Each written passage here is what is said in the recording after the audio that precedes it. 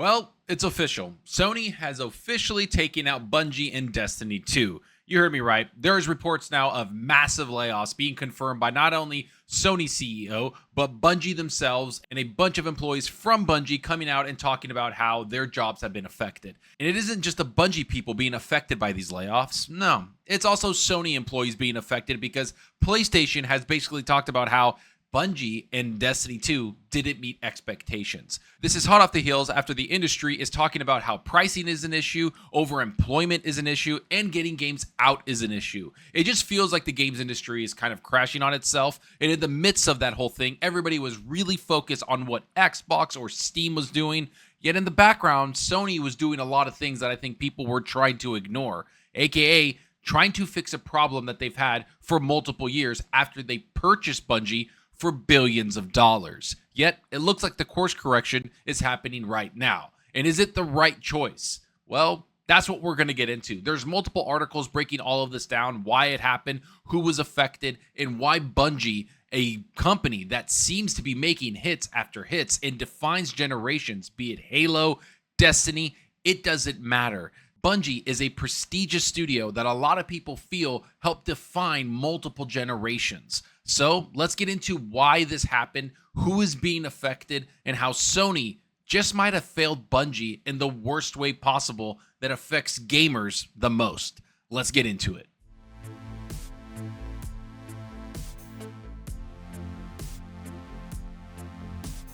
All right, so you know the drill. If you like the video, hit that subscribe button, hit that like button. Helps out the channel more than you know. So we all know for a little while now, it's been rumored that Bungie was going to have massive layoffs, if not 50% cut across the board at their studio. That is hundreds of people, if not up to 1,000 people being taken out because of the failure that Marathon was. Now, I know that social media and people online have reported that it wasn't really Marathon that was failing, even though Marathon doesn't have a strong player base consistently. More so, it was Destiny 2 cost way too much to make and maintain, and so they weren't making their money in return, even though when you look at the Steam charts and you look at everybody else that plays Bungie games, Destiny 2 has far more people playing it concurrently than Marathon has ever had play it. So maybe, Marathon taking 6 years to make wasn't the right choice for Bungie and its leadership. But I digress. Let's get into what the article is talking about and why this is such a huge thing and how Sony just is taking people out across the board in their industry. Here's what's said. Just over a week after it was reported that Bungie, the developer of the 2017 live service shooter Destiny 2 and this year's extraction shooter Marathon, would soon face significant layoffs, major cuts at the studios have now come, having been announced by Sony CEO Herman Hulst. Hulst revealed the news in a letter to Sony employees that was also published publicly, writing that the layoffs have impacted a significant number of employees, including most of the Destiny team and some Marathon team members. Sony teams tasked with supporting Bungie have also been affected.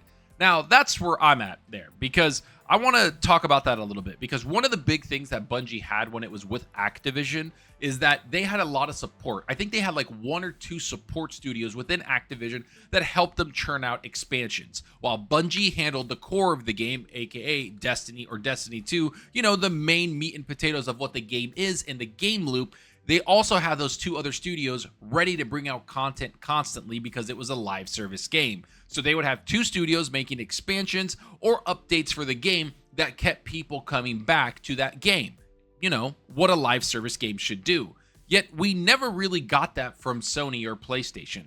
I don't think Bungie has ever announced right when they got bought by Sony that they were able to get that type of support and that type of money like they got from Activision Blizzard.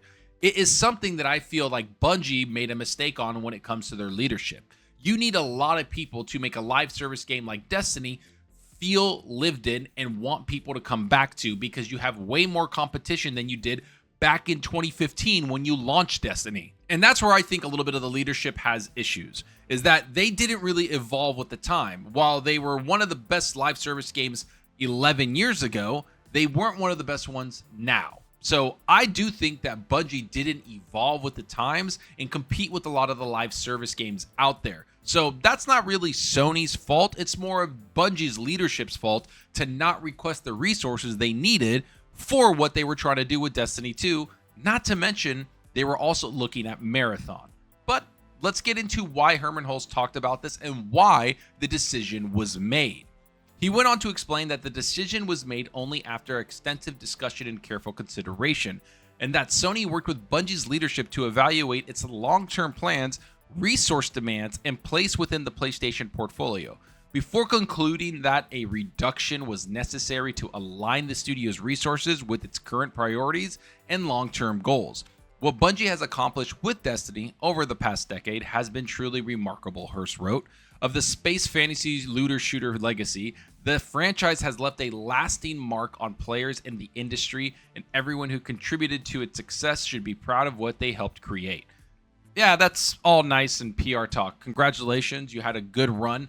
Destiny looks really good. It's really awesome. We're so happy that everybody got to play this, and now it's going away. A game that has truly defined last generation, and to me, I think Sony has a little bit more stake in Bungie because I personally feel that they won the PS4 generation a large part due to Destiny. That marketing deal that they had with them where they had strikes and completely made Destiny look like an exclusive was huge for them last gen. I mean, truly, I know a lot of people might jump down my throat about that, but that's exactly what happened.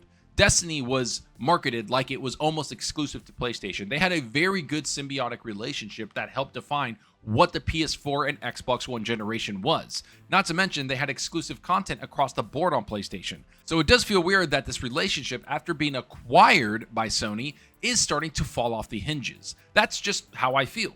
I don't know how Sony and Bungie could fall so far behind after being purchased and being more integrated together. Maybe it's because the people at the top, aka Bungie and Sony, are a little bit different and they do not understand how to run a live service game. And I know that's kind of blasphemous to talk about because Marathon didn't launch in the best circumstances. It has low player count. A lot of people thought it was okay. And this is coming from somebody that was super hyped for the game. I honestly thought it looked really good. I thought their campaign beforehand, the HR beforehand, and the public relations beforehand was done very well after that terrible launch trailer that they put out. Everything else after that felt really good.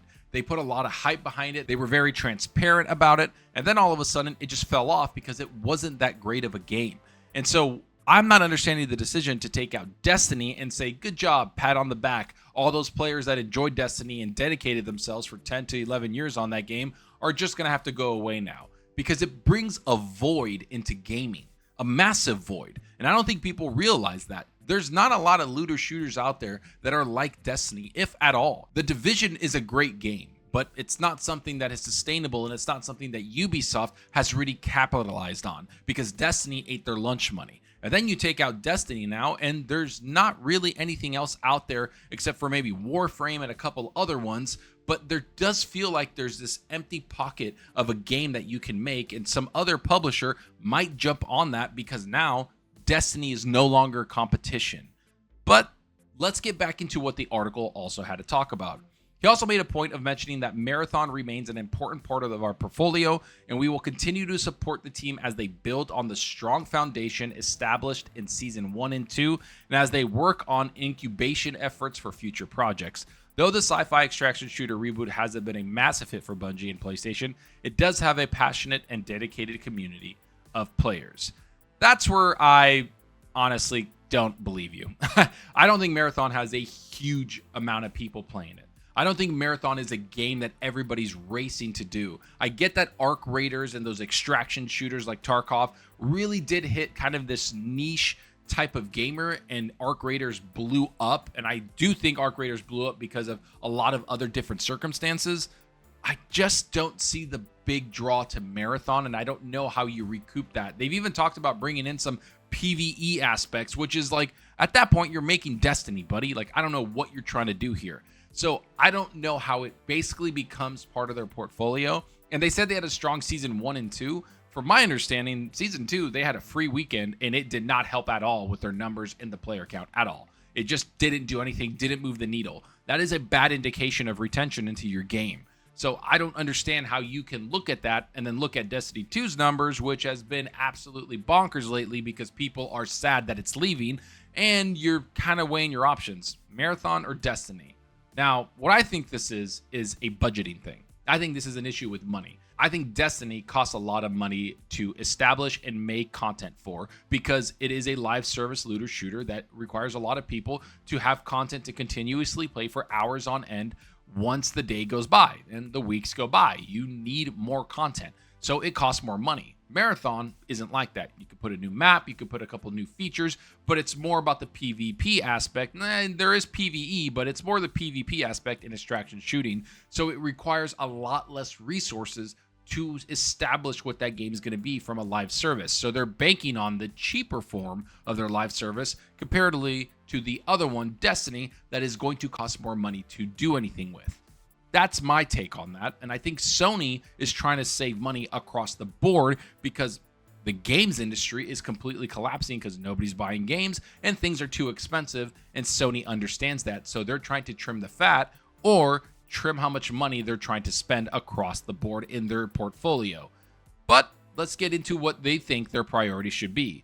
Our immediate priority is supporting affected employees through this transition. We're providing transition support and, where possible, working to identify opportunities across Sony Interactive Entertainment and our global network of studios, Hulse continued. I want to sincerely thank every affected employee for their hard work, creativity, and contributions to Bungie, SIE, and the broader gaming community, he added. I know today's news is deeply difficult, not only for those leaving, but for those colleagues and friends that remain. Please take the time you need to process the news and support one another. Good corpo speak. That's what happens every time there's a layoff. People just say, hey, thank you for your contributions. You were so vital to what we were doing here, yet you're gone now. Sorry.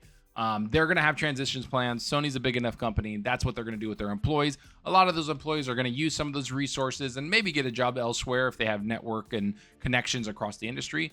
But most likely they are going to be laid off and put on the unemployment block and looking for something else across an industry that seems to be going through it. I mean, absolutely brutal. And I'm not just talking about the gaming industry, the tech industry in general. This is just another effect of somebody losing their job because the tech industry is absolutely insane right now. And I mean really bad. The economy's really bad. Everything going on with the tech industry and them losing their jobs. Hundreds of thousands of people have been laid off. And the games industry is going through the same thing. I mean, Asha Sharma and everybody else is talking about this and how they are going to be shutting down studios. Sony's been shutting down studios for months now, if not for the last year and a half. They've been shutting down studios like crazy and cutting games and cutting a lot of their projects because they just don't have the money to sustain that.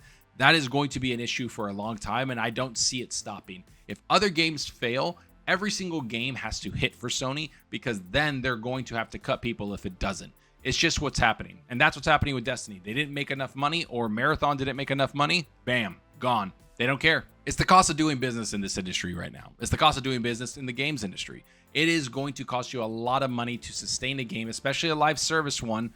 And it might not be feasible for a lot of them to do that, especially since Sony lost a lot of money with their whole, we're going to make live service games for so long. They canceled so many of those projects that it's kind of ridiculous how many employees were wasting away and wasting their creativity for like 3 to 4 years making games that are never going to come out. But let's go into the article and see what it says as it closes it out. These cuts come a month after Bungie announced the end of Destiny 2 development would come with its final Monument of the Triumph content update on June 9, capping the title's 9-year lifespan. Though fans passionately rallied to try and save the game and get a Destiny 3 greenlit, there's been no sign that they've influenced Sony's plans. In the weeks that followed, ex-Bungie community manager Liana Rupert took to social media to claim that a lot of money didn't go to Destiny due to leadership greed, leading to funding issues for the game. It also came to light that Sony's $3.6 billion merger with Bungie in 2022 was also reportedly an emergency acquisition that was necessary to keep the studio afloat. Ultimately, after everything that's happened and come out in the last several weeks, I had a bad feeling that these steep layoffs were inevitable. And now that they've come down, I can't help but be very worried about Bungie's future as a developer. I also want to extend my best wishes to everyone affected at Sony and Bungie. I hope you're able to find new success in the industry or elsewhere as soon as you can. That part right there, the no money went into Destiny basically due to leadership greed, that checks out. Let's just be real. There's a lot of greed going on within the games industry. A lot of people are just kind of jumping into it and being like, you know what, if we sell and do this, we can make money, my bonuses will go up. there does seem to be like a lot of leadership issues at Bungie, and it seems that that's been happening for a little while. I knew once they broke away from Activision that it was going to be really rough for them. That's what I knew.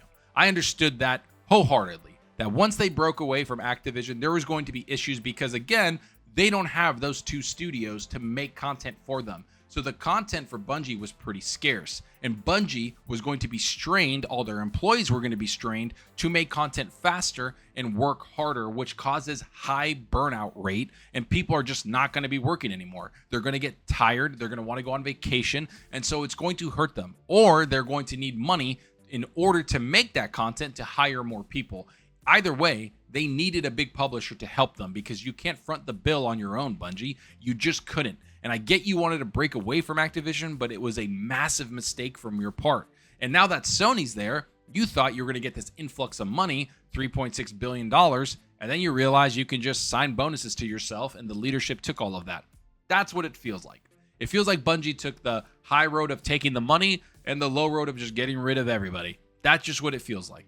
And if you have a community manager talking about that, that is a massive issue. And not to mention the emergency acquisition, you never jump into something in desperation. That's one of the worst things you can do as a company is go into a relationship or an acquisition out of desperation. And Sony saw that desperation and overpaid. This is like the funniest thing I've ever seen. I don't understand how you pay $3.6 billion for one studio that has one franchise in Destiny 2, and the $3.6 billion, Destiny was a reason why it was that high. Let's be clear. And now you're killing the IP that you paid that much money for.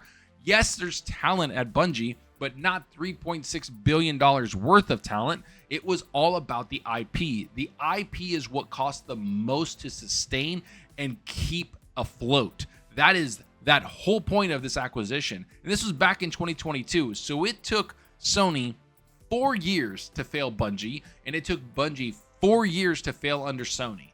Now, this is a massive leadership issue. I think that Jim Ryan had a huge hand to play in this. And I also think that the current leadership at Sony just didn't want to clean up the mess and invest the money in Bungie because they don't trust them. Because it wasn't their acquisition. It truly wasn't their acquisition. This is wholeheartedly 100% Jim Ryan's acquisition.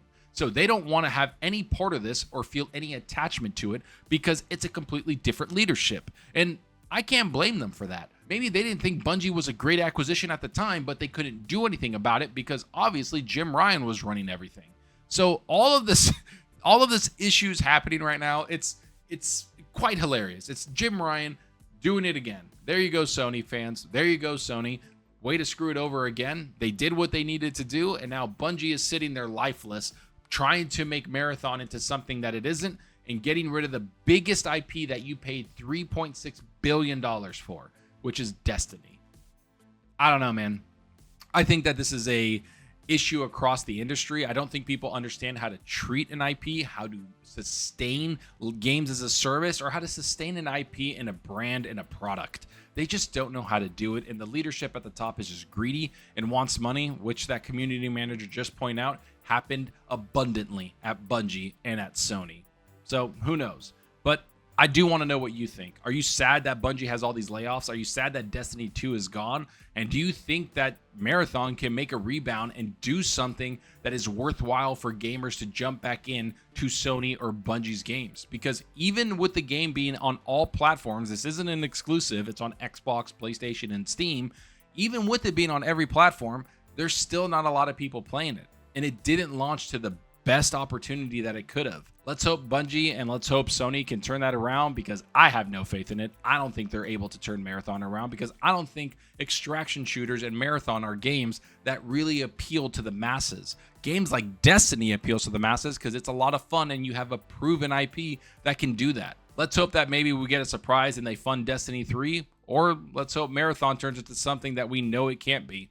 Either way, they have a lot of work cut out for them, and it sucks for all the employees that were affected because Sony has been crashing and burning for the last year and a half, and they have all these nice big IPs coming out in these big games, but when you look in between the lines and you see what's happening and you pull that curtain back, man, they're struggling to keep things up. So let's hope they do that. But let me know down below what you think.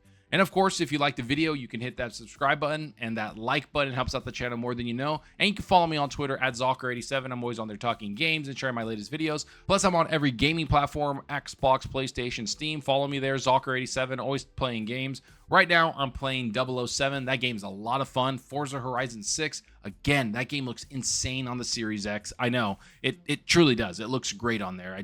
I love playing it on the console, sitting back, relax, hanging out with my kid, and then just playing some racing games. And then I'm also waiting for Doom the Dark Ages expansion. I think that's going to be insane.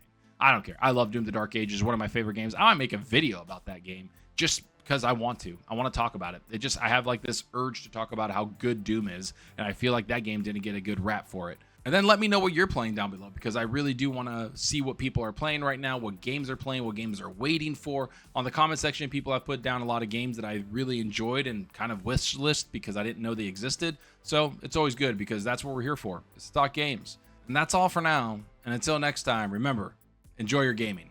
Later.